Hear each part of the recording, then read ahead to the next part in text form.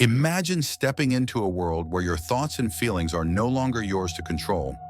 A world where the line between sanity and insanity is blurry and uncertain. This is the unsettling world of psychiatric hospitals in the early 1970s. Places where doctors claimed they could see inside the mind and decide if you were sane or insane. But what if they were wrong? What if a perfectly sane person could walk into a psychiatric hospital, say a few strange things, and be locked away for weeks, unable to convince anyone of their true mental state? This chilling idea inspired a groundbreaking experiment led by psychologist David Rosenhan. Rosenhan's question was simple but profound. Can psychiatrists accurately tell the difference between sane and insane people? To find out, he designed what would become one of the most famous and controversial experiments in the history of psychology. He recruited 8 volunteers, ordinary people like you and me, a school teacher, a housewife, a psychology graduate student, a pediatrician, and others. None had any history of mental illness. They were healthy, rational, and fully aware of what they were about to do. Their mission?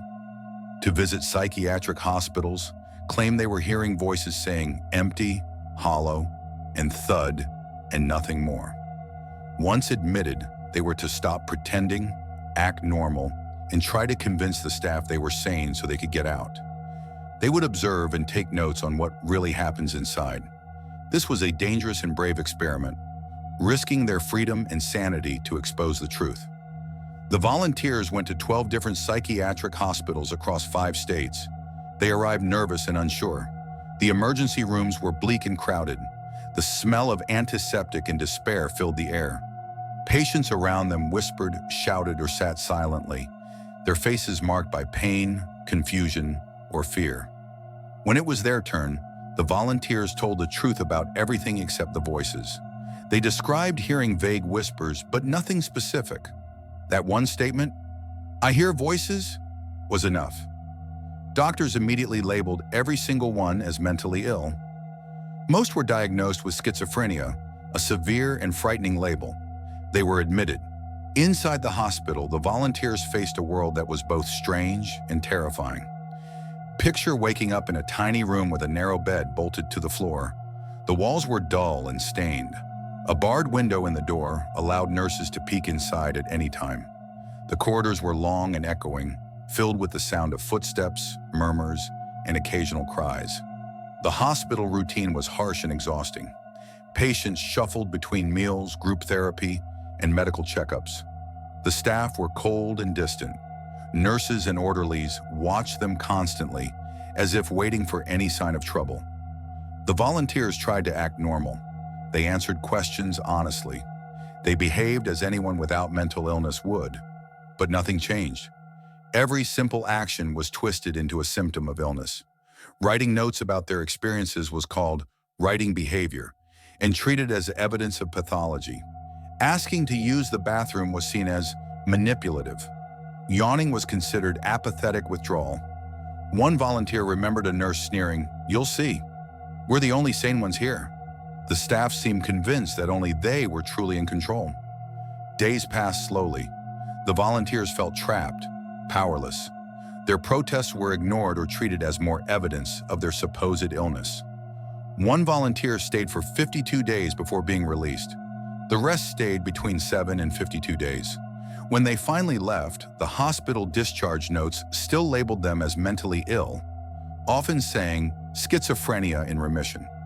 It was as if their sanity was temporary, not real. Throughout their stay, the volunteers witnessed heartbreaking scenes. Real patients crying in corners, pacing halls in confusion, begging for help that never came. Staff were often indifferent or harsh, overwhelmed by the demands of the hospital. The volunteers also noticed that the real patients could tell they were not truly ill. Other patients whispered warnings, tried to alert the staff, but their voices were ignored, dismissed as symptoms of their own illness. This revealed a terrible truth. Once labeled mentally ill, everything you do is seen through that lens. The hospital became a trap. After the experiment was published, it shook the psychiatric world. It exposed how subjective and unreliable psychiatric diagnosis could be. It showed how labels could harm people and how the system could fail those it was supposed to help. But the story didn't end there. In a second phase of the experiment, Rosenhan warned a hospital that fake patients would try to get admitted. The staff went on high alert and labeled many incoming patients as imposters, even though Rosenhan sent no one at all. The hospital's fear led to many false accusations. This part of the experiment revealed how expectations and fears can cloud judgment and cause errors. The Rosenhan Experiment changed the way people thought about mental illness in psychiatric hospitals. It led to calls for reform, better diagnostic tools, and more humane treatment. For the volunteers, the experience was life-changing. They saw the dark side of psychiatric care. They were freed, but the stigma stayed with them. This experiment taught us an important lesson. We must look carefully and kindly at mental health. Labels and diagnoses are powerful, but they can also be wrong. Behind every diagnosis is a human being who deserves respect, compassion, and understanding. The line between sanity and insanity is not always clear. Sometimes the real problem is how we see and treat those who struggle.